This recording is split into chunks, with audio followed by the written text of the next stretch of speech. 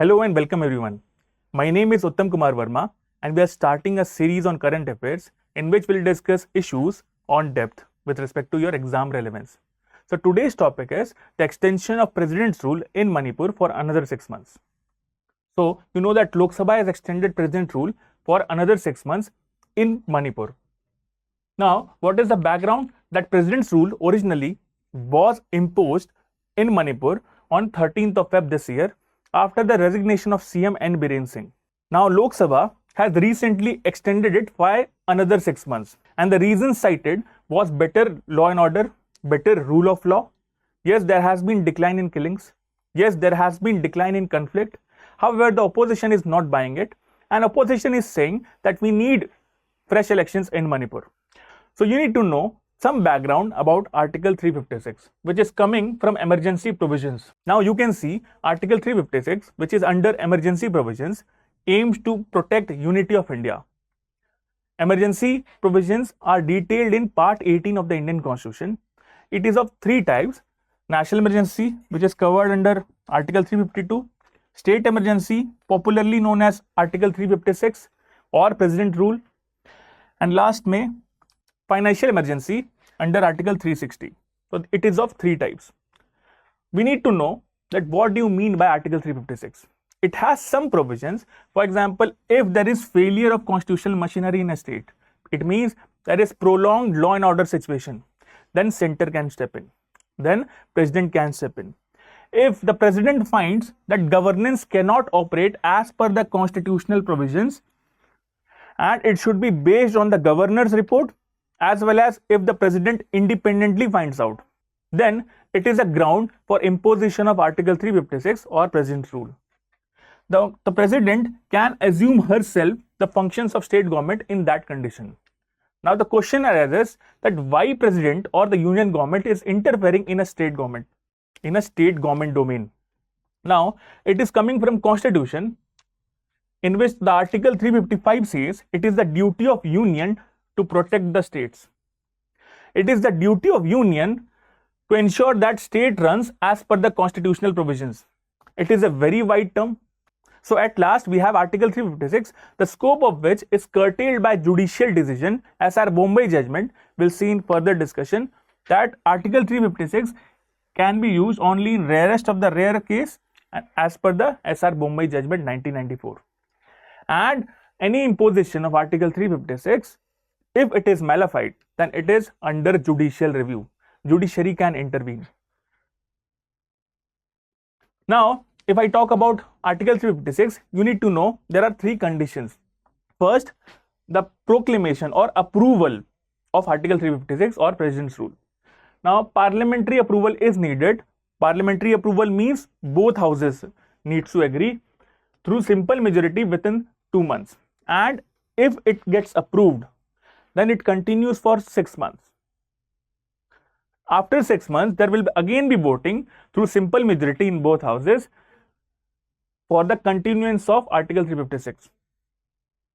And at last, if you want to revoke or remove the president's rule, then president has the power to revoke it at any time.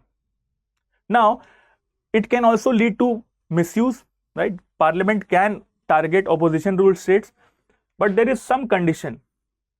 If I talk about conditions, then you can see that it can be extended. Article 356 can be extended for a maximum of 3 years with the approval of Parliament every 6 months. Every 6 months, you have to take approval.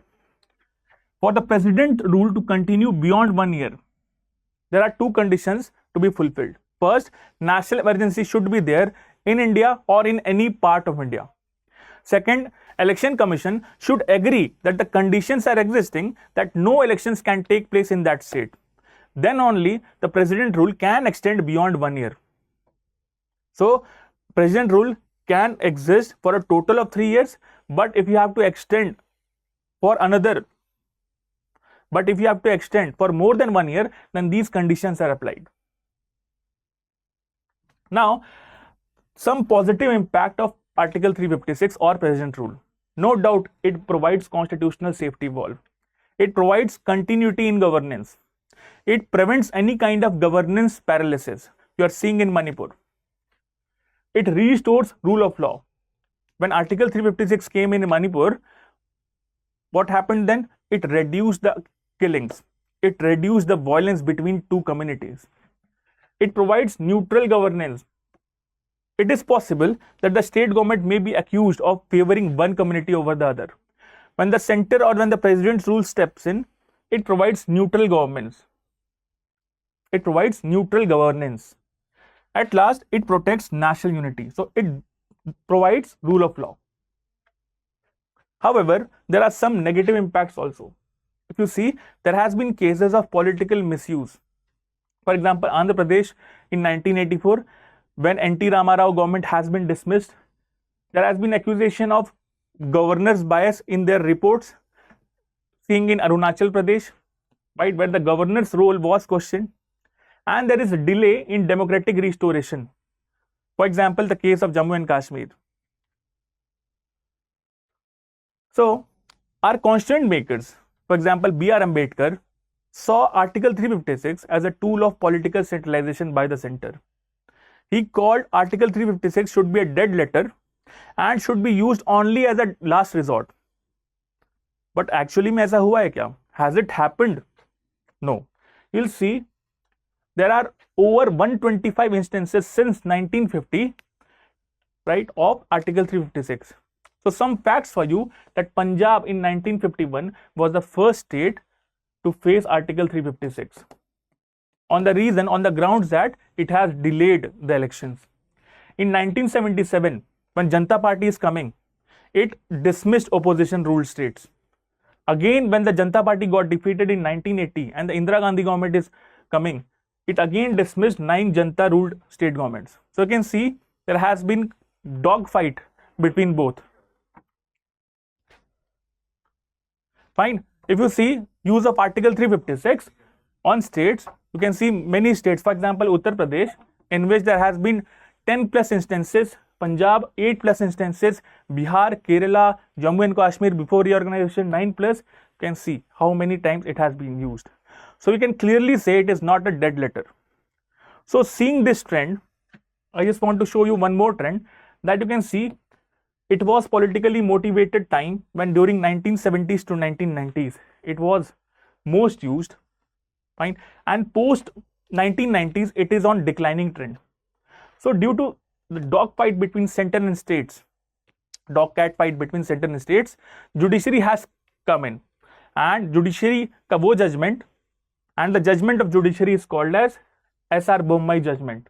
All these fights led to S.R. Bommai judgment because judiciary can protect federalism well. So in 1994, S.R. Bommai judgment came in, which provided check or which reduced the scope of misuse of Article 356. So this is, you can see judiciary, it's targeting misuse of Article 356. What it does, we'll see that it provided judicial safeguards, provided floor test for state government to prove their majority. It provided that Article 356 is now under judicial review and it cannot be used for political gains. If the judiciary feels that the use of Article 356 has been in malified condition, then judiciary can restore that government. You'll see at last, if we talk about Article 356, yes, it is a constitutional safety valve, but it must not become a political weapon. Its repeated use of Article 356 risks converting cooperative federalism into a centralized federalism. And at last, ensuring timely elections, both stability of the state, upholds democracy as well as rule of law. So, one question for you, that emergency is mentioned in which part of the constitution? Aapko bata दूं, I just want to tell you that it has come in prelims 2025, the statement, right? So this is that important. Now please tell us in comments below. So thank you everyone, and we'll meet again.